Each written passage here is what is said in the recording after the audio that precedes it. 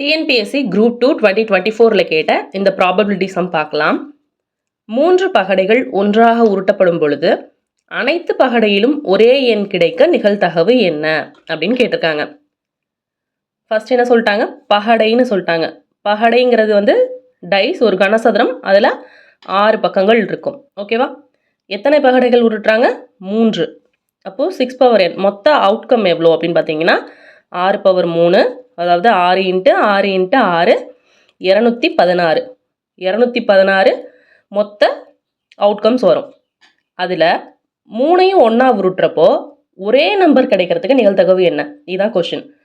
So ஒரே number 3லேயும் வரும் அப்படின்னா என்னென்ன பாசிபிலிட்டிஸ் இருக்குது? 3லேயும் 1 வரலாம், 3லேயும் 2 வரலாம், 3லேயும் 3 வரும்,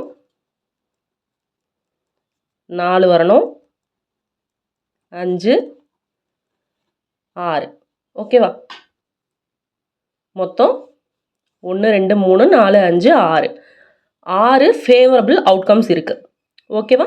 அப்போ நிகழ்தகவு இங்கே ப்ராபபிலிட்டி என்ன அப்படின்னா 3லேயும் ஒரே எண் கிடைக்கிறதுக்கு 6 வாய்ப்புகள் உண்டு, டிவைடட் பை மொத்தம் 216.